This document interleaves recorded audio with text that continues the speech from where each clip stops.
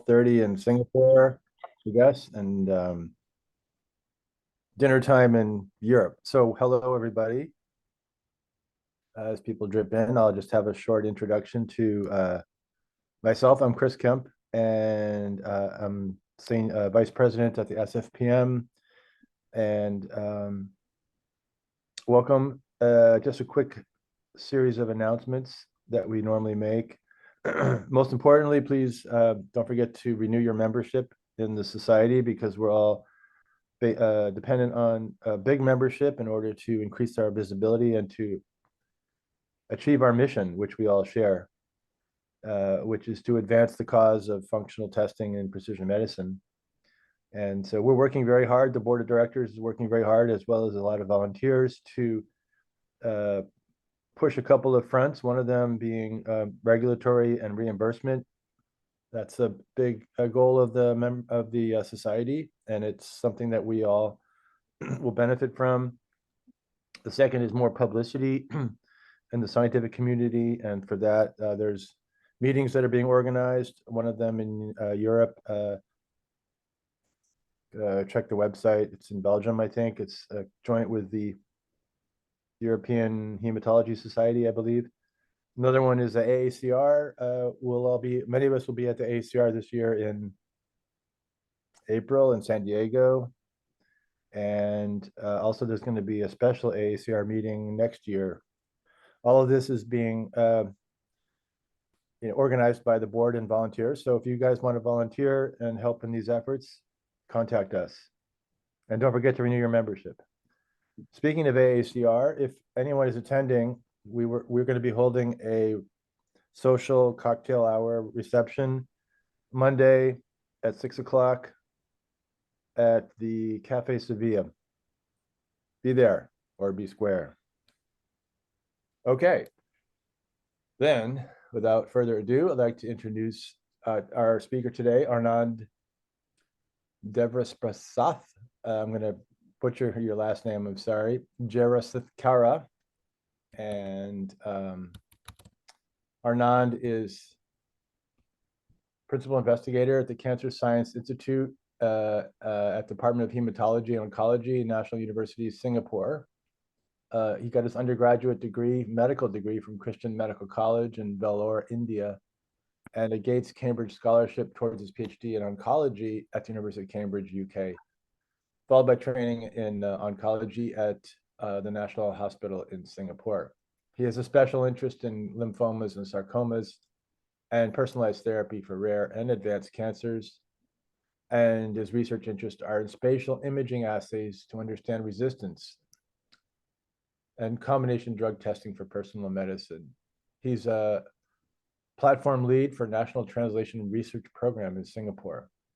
So take it away, Anand. Thank you.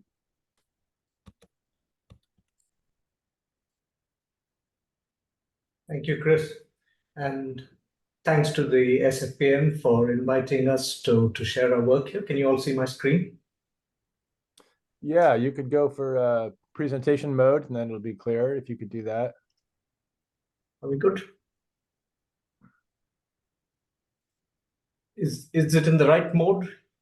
Not yet. Slideshow, presentation. On the top there, slideshow. Does that work?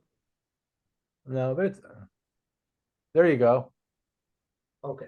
Success. Okay. Thanks, everyone. Right. So I'm Anand, and very nice to be here today. I'm a medical oncologist. I work in lymphomas, and I've been also running a research laboratory at the Cancer Science Institute. So these are my disclosures before I start. The only one that's relevant to today is that I'm an inventor on a patent owned by an US on ex-vivo combination testing, although I'm not involved in the actual commercial aspect of this. I should also apologize in advance that I'm doing this talk from home, and my dog is in the room with me, so if you hear some strange noises in the background, that's him and not me. So my research interest has been in non-genetic phenotypes, and we know that there are many routes to a common event in whether it is in development or biology or in cancer, and really it seems like with the sequencing of the genome and our understanding of shall we say low-hanging fruit among the sort of genome of cancer, the next real challenge is in understanding phenotypes and understanding how we can target some of these phenotypes. So this has been a general interest of ours in the lab. And specifically, we've been focusing on these two aspects. One of them has been spatial phenotypes using novel microscopy-based approaches, again, using lymphoma and chemotherapy response as a model. But also in whether we can come up with phenotypes of drug sensitivity and resistance, which still remains for us in oncology as a sort of primary interest as a phenotype in cancer. And this is the part that probably is of interest to this audience. So that's what I'll be talking about today. So really what I wanted to share here is our experience with setting up and doing ex vivo drug combination testing in the clinical setting across our two major academic medical centers here in Singapore. And again, to sort of highlight that really the aim today is to share, both things that we've noticed as opportunities as well as challenges that we've faced, and happy to have really a discussion at the end on this. I will focus largely on the implementation aspect in the clinic, because my colleague Edward Chow, who actually developed the technique itself, has presented at this forum before, and he's talked a bit more about the actual nuts and bolts of the technology itself. So, when we think about personalized medicine, and this audience needs no real introduction to this, is that one way of defining the shift from standard oncology practice to precision medicine has been the use of companion diagnostics. And that has led to sort of subtype specific treatment. But we know really that every cancer is different, and at some level we do need individualized treatment, and that's really what we've been sort of interested in. And I mentioned that drug sensitivity is the phenotype that we are most interested in. I should shout out to the two sort of I would say landmark trials in this space in lymphoma, both of which I'm sure this audience is very familiar with, both the EXALT-2 and the SMART trial, which kind of have shown that ex vivo drug sensitivity in a clinical trial setting is feasible. It's even feasible in the setting of lymphoma itself and other hematological disorders. So against the backdrop of this, and we kind of started this work a few years ago now, our interest was really looking at how this could be used to study drug combinations. We know that combination treatment is cornerstone to lymphomas in particular, but perhaps several cancers. But combinations can have several effects when it comes down to the individual patient. I think the concept of synthetic lethality still remains debatable, but certainly there are certain combinations that are probably more additive or synergistic, and some combinations that perhaps are even antagonistic. But to really study combinations in a ex vivo setting, the challenge has been how do we actually have enough tissue to test all the various concentrations, all the various combinations, and this is, fundamentally a problem with what is typically available in the clinical setting. So at this point, when we were sort of, setting up our clinical research group a few years ago, my colleague Edward Chow at the National University of Singapore published a paper in Science Translational Medicine at the time, where he described a technique that he called QPOP, which is fundamentally based around a sort of a simple premise that many biological systems follow a sort of a second order algebraic equation in terms of a response map to a particular intervention, in this case, drugs and their response. And that if you had a few of the data points, you could plot the rest of them. And using that, they were able to then come up with a sort of algorithm for how to narrow down the search space that you needed when you were talking about, say, a defined 10 drug or a 12 drug panel. So the sort of implications of this, they had tested this initially in myeloma mouse models, was that you could potentially have a defined set of drugs with a small set, relatively small set of cancer cells. And bear in mind that the sort of clever thing about their technique, because the math is not complex, but it was really in the way that these drugs were sort of arrayed across a 384 well plate. Some of the wells would have one drug, some of them would have all the way to 9 drugs. And using that, they were able to have a few of the experimentally defined quadratic response map points, and the rest were sort of then inferred through a sort of Bayesian approach. And with this, they were able to essentially come up with an answer to potentially drug combinations that were unique to that particular sample, that may be better than others. Of course, a 9-drug combination is maybe very efficacious, but it's not useful or could not be really applied in a therapeutic sense. But nonetheless, you could also then filter down to what are the applicable 3 or 2-drug combinations that may be unique for that given sample. So when this was published and Ed's lab was right next door to mine, we started talking, and I convinced him that myeloma was a hard disease to work on, and lymphoma was a more tractable condition, just because I worked on it. And we got started to think about whether we could apply this technology in the setting of lymphoma. And as luck would have it, at the time, one of our colleagues had a patient in the ICU with a very sort of deadly T-cell lymphoma. It's a hepatosplenic gamma delta T-cell lymphoma, which is quite well known to have a very poor prognosis.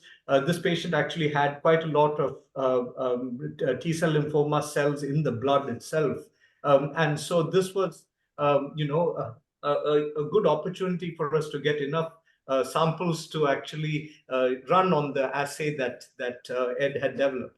So this patient had already been treated with steroids, with various kinds of chemotherapy, with even immune checkpoint inhibitors, and was essentially really typically at the end of all standard lines of care. We were able to get out, plenty of cells, send it to Ed's lab, because we had set up a research protocol for which was broad enough to do several assays on ex vivo testing in lymphoma by then.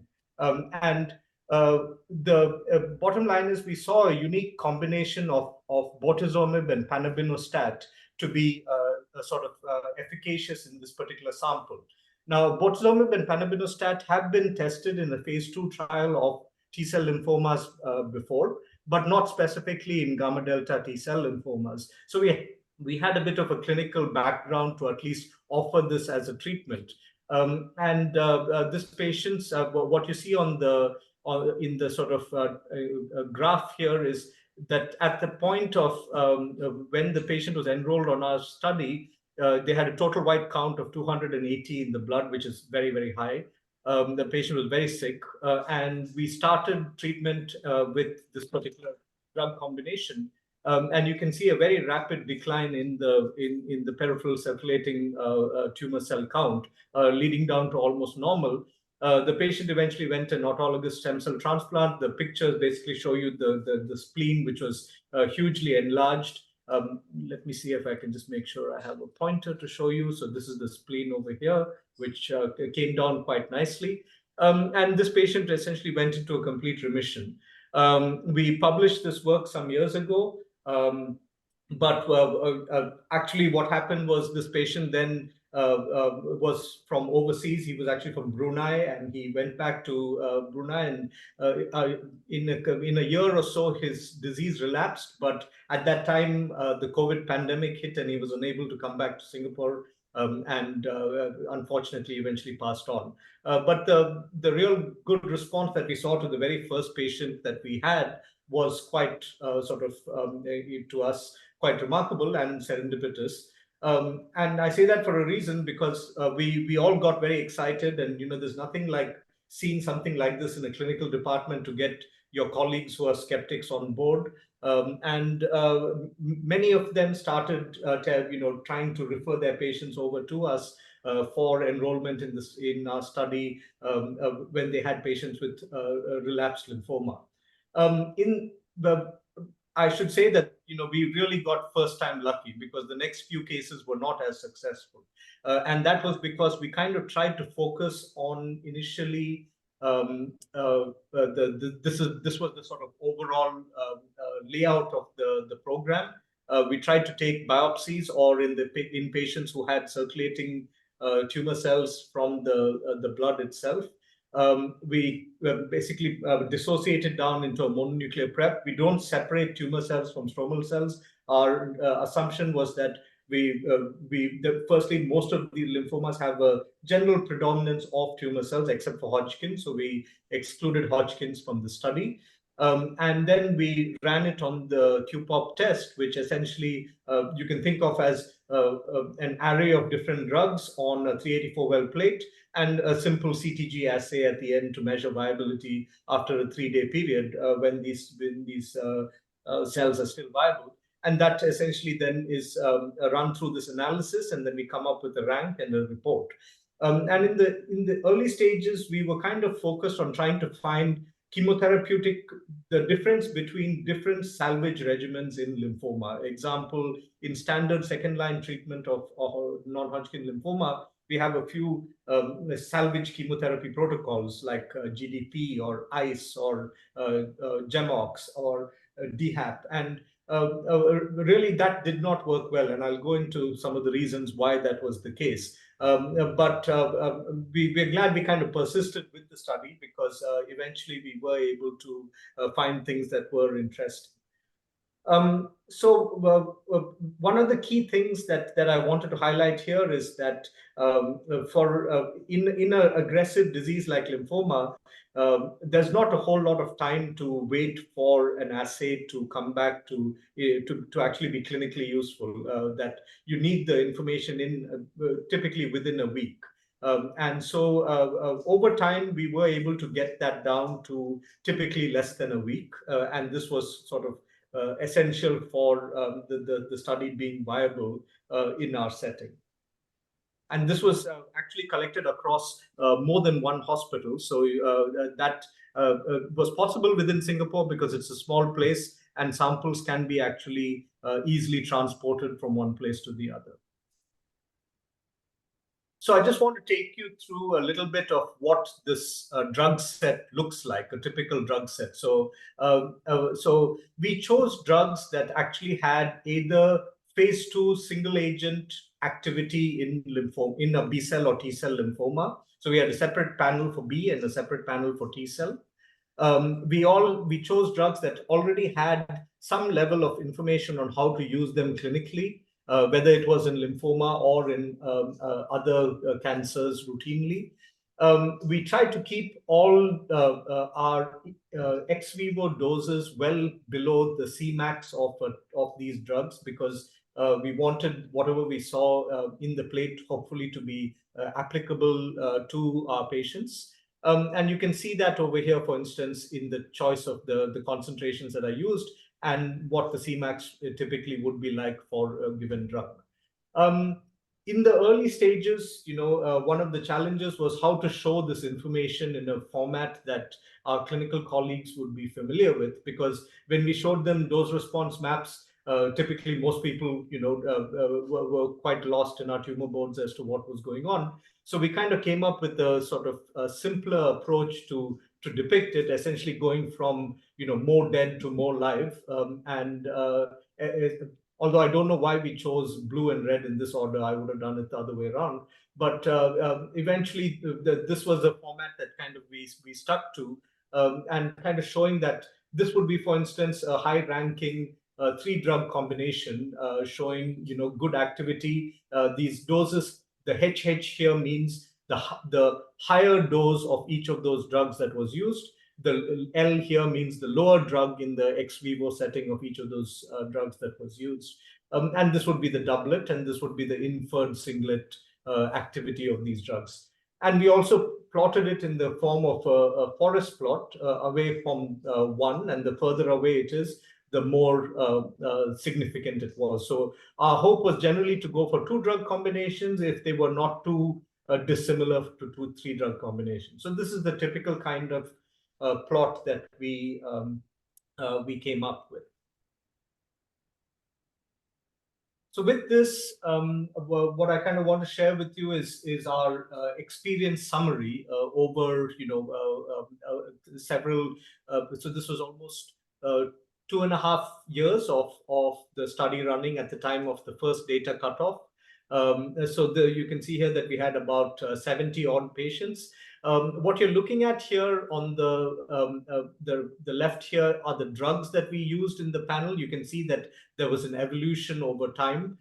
Initially, we were focused, like I said, largely on chemotherapy-based drugs only, because our initial impression was that we just wanted to choose between existing salvage chemotherapy regimens. But what we realized was that there was not a lot of patient-to-patient variability in these, in the sense that if you were resistant to one chemotherapy drug, you often the sample often tended to be resistant to many of the other chemotherapy drugs as well. And so it was really the addition of non-chemotherapeutic drugs along with chemotherapeutic drugs that really made the panel powerful. And that's what, or at least in terms of coming up with unique or discriminatory combinations from one patient to the other. So this is just showing, how our whole experience evolved over time as we were learning initially, and then we started doing it with a more stable drug panel. But of course, we would always have these requests from our clinical colleagues to say, this particular patient is a VIP. I need to test this particular drug because they are very keen to evaluate it. So can you incorporate that into your panel for this particular case? And, but to maintain an interest in the department, sometimes these are things that also practically needed to be done, because overall our aim here was not, this is not a clinical trial, it was really a feasibility study. So we did go ahead and incorporate many of these changes. And we wanted to see what how we could learn from each of these as well. So what we kind of discovered from this, or at a sort of eagle eye view, is that what you're looking at here is the frequency to which a particular doublet was commonly seen in the top 10 in B-cell lymphomas on the left and T-cell lymphomas on the right. So in the B-cell lymphomas, copanlisib-based doublets really predominated. And this is consistent with what we know. Copanlisib in vitro is quite an active drug against B-cell lymphoma. It's a PI3 alpha delta inhibitor. And in the T-cell lymphoma space, romidepsin, which is a HDAC inhibitor, also known to be very active in relapsed T-cell lymphomas, predominated the combinations that were active in these. Again, the partner would be either copanlisib or would be other chemotherapeutic drugs. So this was the sort of broad view of the experience that we had across about 70 lymphomas that we had studied in the initial work. One of the things that we found quite intriguing to us was that the probability of something being ranked very high was not, and high here is actually a lower rank. I apologize, it's counter sort of intuitive. So a sort of a lower rank was not always indicative of a lower IC50 for all drugs. So example, with bendamustine, the rank of the combination based on bendamustine did not always match with the IC50 of bendamustine. Whereas with another drug like bortezomib, there was a clear trend towards. So what we are seeing here is that it's kind of driven by perhaps just a simple, IC50 based phenomenon for some of these drugs, but not all of them. And that was kind of interesting to us, why some of them did not follow this this sort of paradigm. And this is something that I'd be happy to discuss and get ideas on, because we still don't have a good handle on this. The other thing that we saw was quite interesting was that there were a few patients for which we had more than one assay. So these are patients for whom we had a ex vivo drug test, then they went on to get some particular drug, and then later on when the disease relapsed, the same patient had an ex vivo drug test again. The panels that were used were typically quite similar. That's what you're seeing in this plot over here. And what we see here is that actually most of the combinations that were predicted are actually concordant between the first run and the second run. And especially in this sample, for instance, you can see here a very nice concordance for most things, except there were some specific outliers, suggesting that there was some inherent features of the tumor that were really maintained through, and there were some features that did change with the treatment that was received in between. And this was also an interesting sort of correlate that we saw in the study. Now, a small subset of patients in our health system, and I'll discuss this in a little more detail, we were able to offer them off-label therapy. And so this would be if they really had no other treatment options, and the patient could either afford it or could receive the treatment under some of our subsidized schemes, just because the drug was sort of available and approved for pan-cancer use. We were able to treat them using some of these combinations that were predicted by the algorithm. And in this original set, it was a small set, about 16 patients. But what was really encouraging was that in a highly refractory lymphoma subgroup, we were seeing complete responses to some of these unusual treatment combinations. Complete and partial responses with a sort of overall response rate of close to 50% in this small group. And that was encouraging, to say the least, at the time. Some of these responses were quite durable as well, as you can see from the sort of the plot here. Overall, toxicities, of course, as expected by some of these, we did see some toxicities. And here I really want to highlight that, we even had one death on the study. This was a patient who, it was not a clinical trial. So this is really a patient just getting off-label treatment because the trial only covers the actual assessment. There's no sort of promise made the study only covers the assessment. The information is relayed back to the treating physician, and it is their discussion with the patient on whether they wish to use some of this information to treat or not. Now, in the early stages, I was, because I also do phase 1 trials, I was doing many of these patients myself completely, and I would often, treat them almost like they were on a phase 1 trial, where I would see them twice a week with frequent blood tests, make sure that, because we're really sometimes dealing with new combinations that haven't been tested before. So really each patient was like a patient on a phase 1 trial. But as I realized that, we were doing this at a national scale and we didn't have full control over how people would do it, some of them did not do, as frequent monitoring. And there was one patient that had a neutropenic sepsis unexpectedly in between and went to ICU, and they were, unfortunately, because these are very aggressive lymphomas as well, they were very sick at the time. And passed on from the illness. So really, telling us that these things need to be done ideally in a clinical trial setting under very close monitoring when really these are applied in the clinic. So I wanted to share a few case vignettes. So this is an example of one of my patients who had a relapsed DLBCL, which is actually a transformed marginal zone lymphoma, treated with initially bendamustine rituximab as per standard, with R-CHOP afterwards. The patient was elderly, so ineligible for a transplant. And at that time, we didn't have any suitable trials for her, or CAR T therapy still in Singapore is not reimbursed for all patients. So we ran the assay on her and came up with this unique combination of everolimus and palbociclib. So this is a mTOR inhibitor and a CDK4/6 inhibitor. Now, this combination has been used in breast cancer clinical trials before, so we had a dosing schedule that we were familiar with. But we were quite hesitant to offer this straight up because this is a really unusual thing to give a lymphoma patient. So we initially gave her just a standard chemotherapy protocol called RGDP, and true enough, very quickly her disease relapsed aggressively in the mediastinum. And then at that point, I spoke to her and spoke about off-label treatment, and she was keen to try it.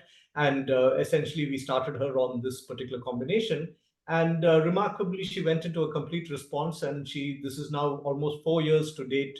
She remains in CR after initially about a 6-month period of both drugs. Then I put on maintenance palbociclib for a while, just similar to a breast cancer protocol, and she now is completely off treatment and well. So really a scenario that we would not have thought of without some form of personalized testing. This is another case of an unfortunate young patient with a aggressive NKT cell lymphoma, refractory to all standard protocols for NKT cell lymphoma. We saw a combination of romidepsin and copanlisib.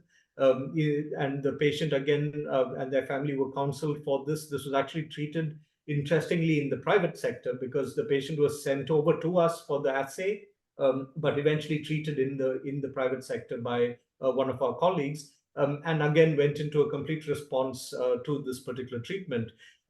He unfortunately relapsed about a year later, had another QPOP test, and he was one of those that had that concordance assay, and found a new combination that was active at the time, and again went back into CR, but eventually succumbed to his disease about 2 years later. But really still showing that the assay had this potential to put patients into CR in a very aggressive lymphoma subtype.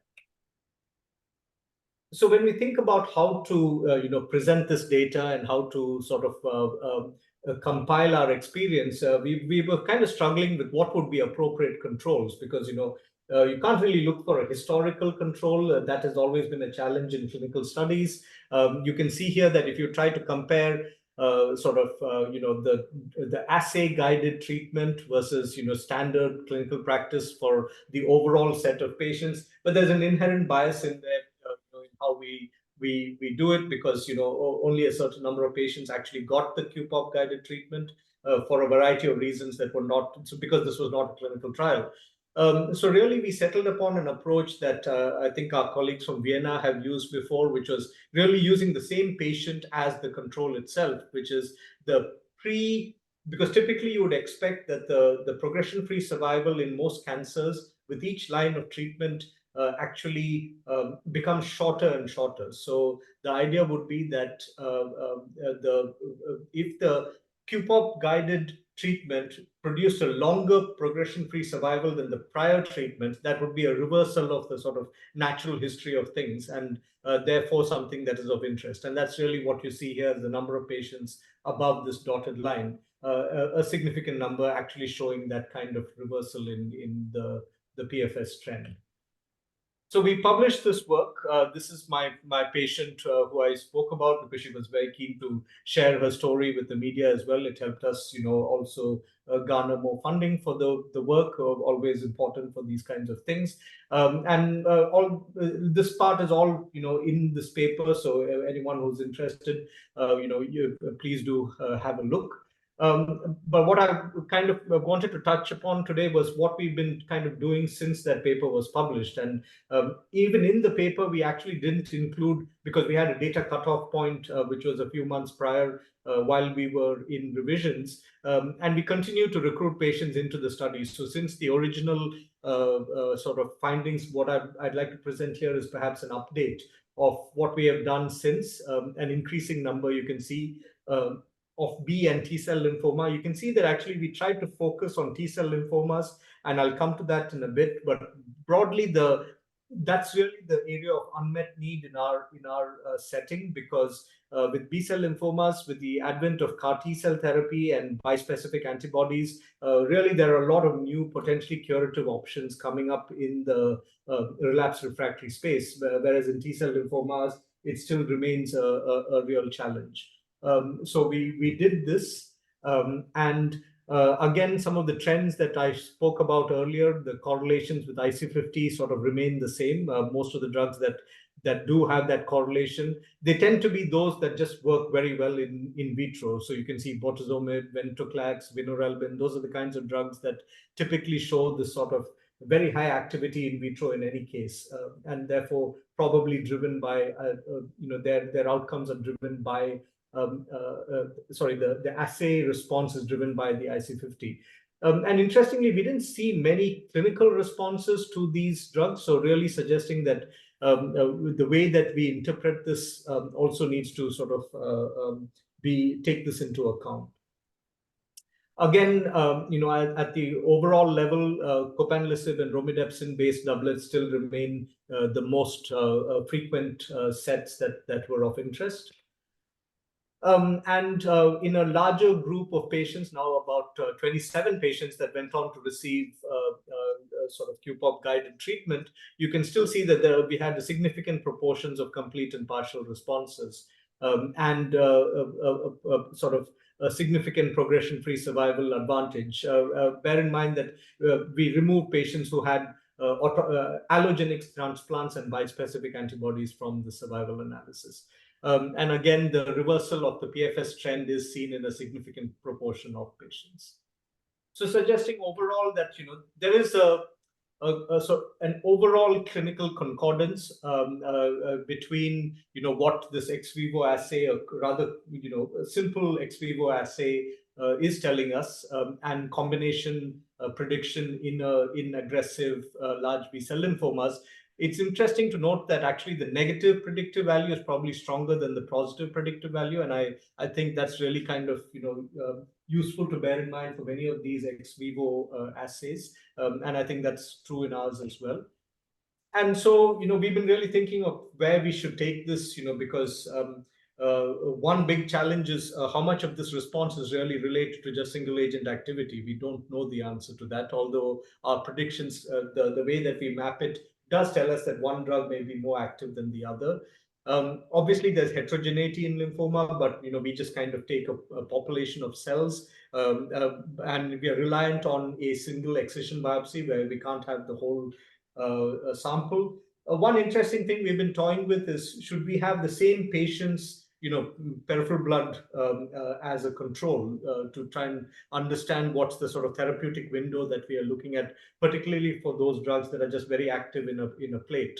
And finally, this doesn't really take into account cell extrinsic factors, and how can this be scaled outside a single country? This part is no longer our sort of problem or interest, because Edward has spun it out into a company that called Cyan Technologies, that he's taking the lead on. I remain a clinical collaborator, and I'm trying to work with not just their company but other companies as well for functional drug testing. So one of the things I wanted to sort of spend a few minutes on is how one could actually take this forward into a clinical trial. And I really struggled with this because example, copanlisib and romidepsin are two top drugs. Neither of the drug companies wanted to work with us, because to them, these are drugs that they are trying to get broad indications for, and a clinical trial that has one particular patient in combination with another random chemotherapeutic drug is of zero interest to a pharmaceutical company. And so this really led us to kind of question, what can we actually put into a trial that can be, say, nationally funded, we can actually afford it? Do we really choose truly individualized treatment, or do we just narrow down to 5 common combinations that occur in T-cell lymphoma and try and just pick between them, because that makes the clinical protocol a lot more robust. You have clear stopping rules, you have clear dosing rules, you have clear ways of actually making sure that patients are safe. What should be the appropriate primary endpoint? So we kind of come up with this Simon two-stage trial design, which now we've just applied for our ethics protocol and our national funding for. And we're going to focus on T-cell lymphomas, as I mentioned, as the space, and really looking at drugs that are affordable in a sense, things that are actually within the market and within our panel of drugs that we can give patients through the national health system that we have over here. And of course, in every country, it's different. And clearly in the US, it would be a very different model. In Singapore, this study was only possible because we had when I started the study, we had an interesting health system where we really had. I'm just pointing to what this was a change that the country went through. We previously had a cap of 3,000 Singapore dollars per month that we could use for any treatment for cancer. So we could really, play with doses of drugs, play with various kinds of options to kind of fit whatever we wanted to within $3,000. And as long as the patient and their family were agreeable to the side effects, and it didn't seem like a million miles away from something that had been done before, we could do it. But we've now gone into a more UK, Australia, nice kind of system where specific drugs are only approved for specific indications and is only subsidized under those specific indications. So it's interesting that, as on one hand, these are good things because it reduces, overall health costs for the country and reduces, shall we say, random usage of drugs. But it's also not good for personalized medicine because you can't really apply these sort of studies, because if the new system was in place, I would have never been able to run such a study over the last few years. So now we are trying to work within this revised system because we have some drugs that are really sort of specifically approved for certain lymphomas, and some drugs that are just approved pan-cancer, meaning like lenalidomide is just approved for any cancer because it's generic and it's easily available. So that's the kind of way that we're thinking about how to do this trial now. This is an example of a patient we did recently who had a peripheral T-cell lymphoma, relapsed after standard of care. This patient had heard about the study in the media and essentially came to us for the study itself. We identified a particular venetoclax-based regimen, not really been tested in T-cell lymphomas before in this combination, but it's part of a B-cell lymphoma regimen called VIPOR. And the patient was treated with that with good responses and remains in CR. But how do we do this, in a trial? Because venetoclax is expensive, and who will pay for it? Because we need a pretty heavy trial budget to both be able to pay for the actual conduct of the trial as well as the drugs themselves, because in this case there would be no pharma support. So with that in mind, we've been working with our colleagues at Cayenne, the company that Ed and his founders spun out. I just asked, among a set of T-cell lymphoma cell lines, what are the sort of drugs that are known to have activity against T-cell, either in vitro or in preclinical or in phase 2 studies? Can we look at which ones, the old drugs which are generally available and we can afford, which of these show some variation from patient to patient? And you can see really it's in this middle zone over here. Romidepsin, of course, is very active. Vinorelbin is still very active. These, I think we can't not add these, but really the interest, I think, is in the drugs that are sort of mentioned over here. So another way of thinking of it is, what is the variation that you're seeing from patient to patient in terms of the IC50, or in this case, cell line to cell line? So that's the kind of way that we've been thinking about this and correlating that with some of our older data to see how we can use this. And with this, we're going to refine our 12-drug set for the trial. So I'll just take maybe another 2 minutes to just tell you a brief vignette of what we are doing also in the space of trying to incorporate, components of the microenvironment. specifically on ADCC. We know that monoclonal antibodies are a cornerstone to lymphoma. Essentially, they work through several pathways, whether it's CDC or ADCP or ADCC antibody-dependent cellular cytotoxicity. We're quite interested in this because it's a predominant pathway for many of the monoclonal antibodies that we use in lymphoma. The traditional assays for this involve something called calcine release, where you measure the fluorescence. But one of the things we realized for our sort of longer-term co-culture assays is that there's an efflux of calcine from these cells, and this is work done by my PhD student, Ray, and is also toxic to some extent, even in cell lines. So we were really looking for a safer way to do this. And she came up with a very nice workflow using a CFSE dye, which is relatively non-toxic, which allows her to incubate them with the antibodies, add the effector cells for ADCC, co-culture them, then add DAPI to really look at the nuclei of dead cells, and then do a microscopy-based assay that then counts the number of dead cells related to the total number of CFSE positive cells. And this is an example of a spike-in of live versus dead using the assay, and you can see that it works quite robustly for exactly what we spike in. The effector cell line that she used is really one of, in this case, was an NK92 based cell line where we overexpress CD16, but the assay also works with peripheral blood mononuclear cells. So, oops, I'm missing a slide here. Okay, but with this, we kind of were able to show that this really sort of is able to identify antibody-dependent cytotoxicity in a set of cell lines using rituximab and obinutuzumab, and our hope is at some point to also incorporate that as well as a novel monoclonal antibody in T-cell lymphoma. And so our hope is to incorporate that novel antibody into a clinical trial space. So I'll kind of stop there and say that, we kind of have been interested in this area of personalized combination testing. We think it's feasible in an actionable time frame. There are potentials to uncover clinically usable combinations. Clinical trials are challenging in this space, but we are working on it, and ideas are always welcome. And we are looking at the potential for how to add monoclonal antibodies in there. This has been a great collaboration between our clinical groups and our basic science groups at NUS. It's actually been a pan-country study funded by a national collaborative grant as well, spanning all our major hospitals. So it's really been quite a sort of it's been really encouraging to have the whole team behind us with this, and of course our patients and their families. And the people who did a lot of the work in the lab coming to collect samples at really odd hours. Jasmine was a PhD student who really sort of took the brunt of the study. And Masura, who now works at Kind Technologies, and my PhD student, Ray. So with all that, I'll thank you all.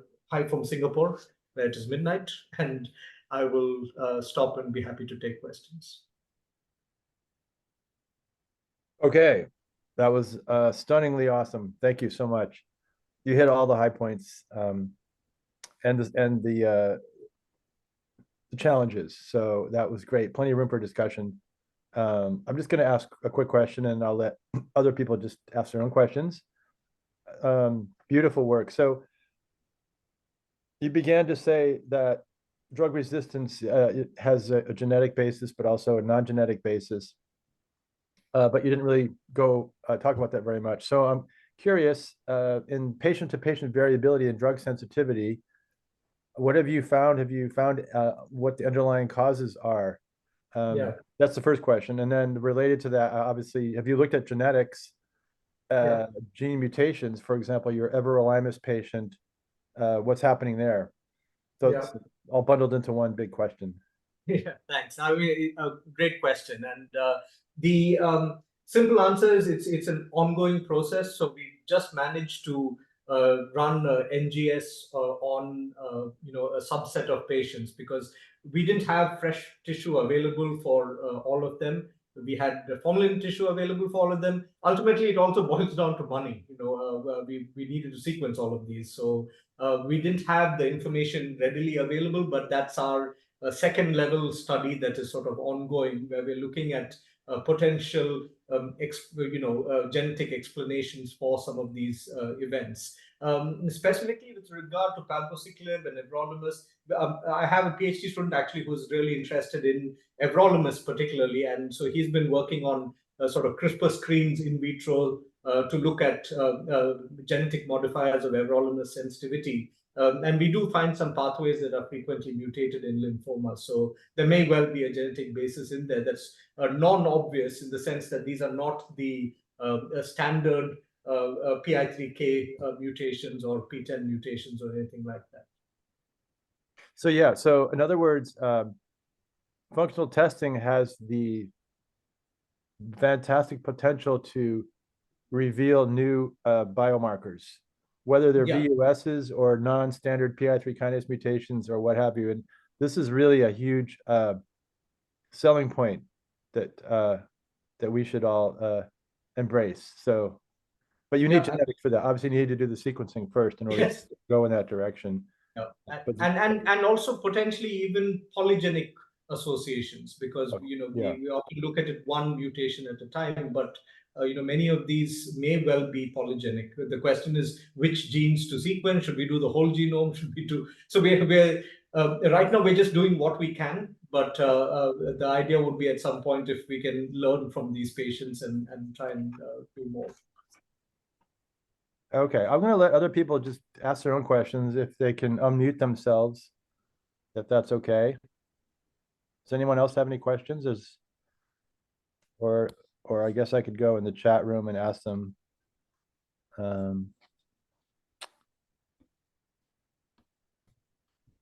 Anand. This is Keith Ligon. How are you? Thanks so much. That was great. I was really curious about your paired analyses in the same patient, which were really valuable and difficult to do, I'm sure. On those, it looked like there was a shift where there was an overall potential acquisition of resistance to agents that were maybe sensitive before. Is that kind of your interpretation of that, or was that not so significant or so mild that you think it was more other factors leading to that? Yeah, I mean, I think, like in this case, the treatment in between was venetoclax. And indeed, a lot of the venetoclax combinations you see come up in the upper quadrant afterwards. So really suggesting that this may well be something that is truly that the sample has shifted away from venetoclax sort of sensitivity. The same phenomenon was seen interestingly in the CAR T treated patients. Now, and I wonder how much of this has to do with what Tony keeps talking about, that many of these immunotherapies also work through fundamental apoptotic pathways that they eventually develop resistance to. So I think there's something truly going on over there, but our numbers are really too small to probably make a strong conclusion as to what exactly is happening. So because as you mentioned, it's very hard to get the same patient to undergo a complicated biopsy twice, especially if the first one didn't work very well. Yeah, no, I think that's fascinating though, really valuable. Thanks. What's your experience with insurance coverage of these off-label drugs? Yeah, for in our setting, as I was saying, the way that insurance covers medications has changed in the last 2 years, because in the past it was very liberal. You could use anything as long as it was sort of FDA approved, or there was a general label for it. But now even the insurances are linked to our national approval scheme for specific agents, and things that are what we call not on the cancer drug list.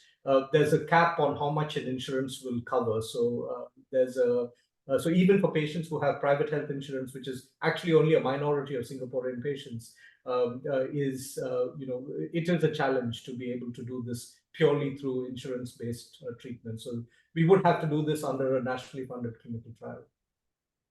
Well, I guess we all share your pain. Let's put it. That's not helpful, but I think everyone is facing the same really unfortunate roadblock to precision oncology, is how do you pay for the drugs? I mean, it seems like so there has to be some major shift in regulation and so forth, that's going to take a huge effort. So the SFPM is doing its part to try to do that, but that's a big challenge. Yeah, happy to add our voice from this corner. Thank you. Okay, yes, excellent. Yeah, Chris, we've got a question from Brad, one of our patient members. Brad, do you want to ask yourself or? Yeah, it's in the chat. It's basically the question, how do you choose when you only have a dozen or so drugs that you can test? Like, how are you choosing those? Because I just had functional testing from Dr. Latai's lab, and I listed here the 10 drugs they tested.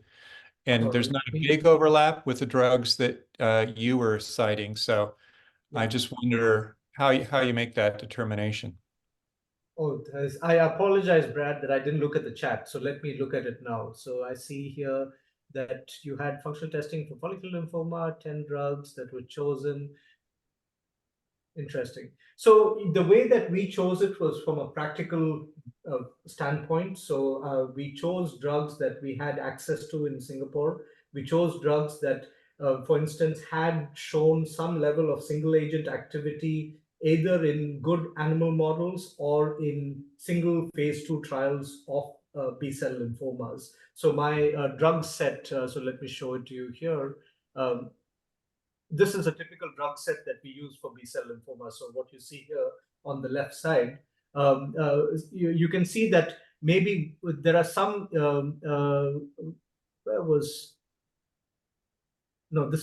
I apologize, this is a T-cell lymphoma drug set. But in the B-cell lymphoma drug set, we do have some BTK inhibitors, but we only included one. We didn't include all of them because we chose one as a representative of the class. So that was the way that we designed our 12 drug set, because we tried to keep it as similar as possible. We didn't make it sort of uniquely tailored to each patient so that we could understand some of it. But for instance, many of the drugs that you have listed here, we don't have them in Singapore. So we didn't use them in our study because we wouldn't be able to give the patient even if we saw it. So our drug set was really chosen on availability and sort of practical consideration. I'll just comment as it's unfortunate that you don't have the ability to test dozens or even hundreds of drugs, because there's an organoid company called Sengen, and some of their stories they just have a standard, like let's say 40 or 50 drugs they use, and they can be completely off label. Completely, it could be an asthma drug or something, and it has an effect. And that's serendipitous then. All of a sudden now, as a patient, I have a different treatment option that I didn't have before. And that gives me hope. That's an opportunity. So it's unfortunately that you don't have the ability to test not 10 or so, but 50 or 100. It would be definitely the wish list. But for many of our patients, these are drugs that often are not even considered in standard treatment. So even within this 10 drug set, especially as a combination, you go from 10 to 144. So, actually within that 144 doublet combination set, search space, shall we say, there were opportunities, and we could have potentially treated many more patients if the patients could afford the treatment, which was actually our biggest challenge. So many of our patients are subsidized patients who could not afford the treatment. So it's a big problem, costs and availability in healthcare. So, but thank you for that question, and I hope all goes well with your treatment. Anybody else? I see yes, other questions there. Curious about the timing, dosage, frequency. Yeah, I mean, this is stuff that, in a sense, we try to fix a 3-day time frame for the assay just based on we're not looking at a very complicated readout. It's just cell titer glow at the end of 3 days. Population of cells that includes stromal cells, immune cells, tumor cells. We just assume everything is bad and just see what kills them. So it's really not rocket science, and it was just trying to see if that is active. Then in terms of treatment, we try to stick to standard treatment paradigms. We don't really go with something new. So we try just to stick to any phase 2 trial that's available. Okay, so for those people who joined late, just a quick reminder to AACR, if you're going, please join us at Cafe Seville at Monday at 6 o'clock near the conference center for a happy hour. SFPM sponsored with a lot of companies sponsoring this event as well. They'll be mentioned there. And thank you for your support from the various companies that have supported the SFPM. And then once again, Arnaud, beautiful. Thank you so much. Hope to see you soon. Beautiful. Thank you. Look forward to seeing you all at AACR. All righty. Okay, cool. Okay, bye everybody. See you next month. Thanks so much.